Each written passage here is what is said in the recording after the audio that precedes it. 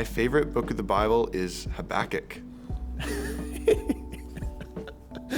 go out of the ordinary for that one, but it is true. I do love Habakkuk as I pronounced it there, or Habakkuk as I think the majority of the population pronounces it.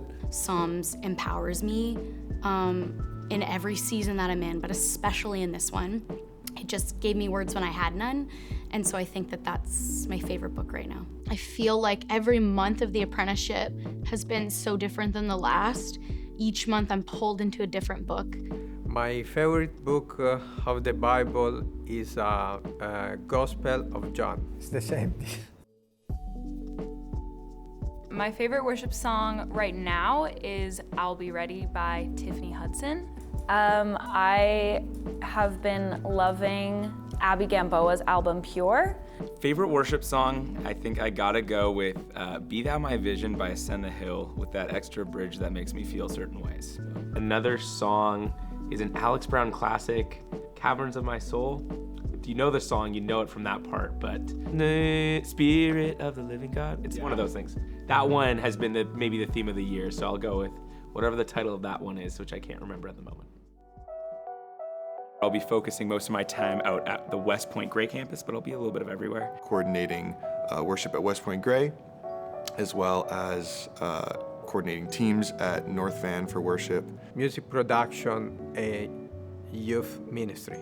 I will be focusing on worship and helping out with comms. At that point, I don't know if I knew that I would be doing Alpha or the food team, and that was part of my role that probably felt the most stretching in the sense that it wasn't in my natural wheelhouse or giftings or whatever. I think I've grown the most in the area of communications, which has been really fun, and probably one of the biggest things I've learned about myself through the apprenticeship was I really, really love doing this work.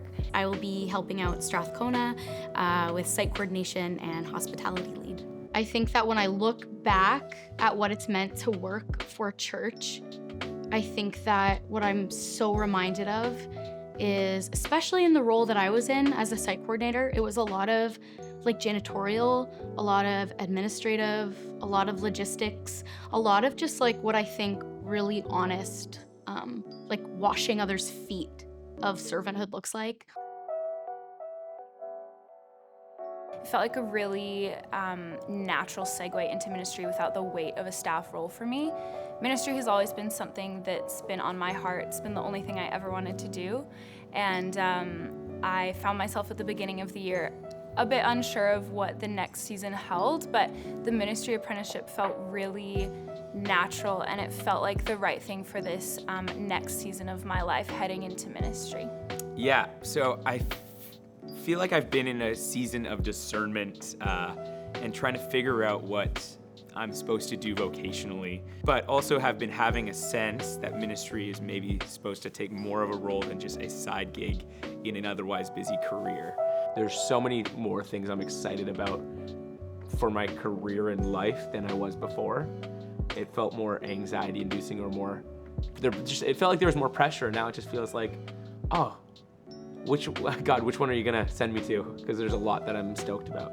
The Way gives a chance for me to really develop in my worship leading, for my pastoral skills, but even just my love for Jesus and a love for his church. But a lot of it was just a deep sense of call to plug in deeper to the Way. And it was the big decision to jump out of programming and into kind of more full-time church ministry. And it has been a real gift to my faith and my understanding of what God's calling me into down the line. The Lord just kind of planted it right in front of me. I'd been kind of searching and seeking ways to just open up my heart posture of serving to such a greater extent, such a heart posture of gratitude towards the Lord. I wanted to increase what that looked like. And just kind of volunteering and serving more and more, and praying really deeply to the Lord, just, I want to do more, but I don't know how. And all of a sudden, just through answered prayers, I had people reach out, kind of encouraging me to apply, and that kind of brought me here today. I knew it was his will for me to do the apprenticeship, And so when it was offered to me, I wasn't shocked. I was almost like relieved. You know, when you're praying about something and you feel like the Spirit's telling you something and then it gets validated, you're like, oh, okay, yeah, that wasn't me talking to myself.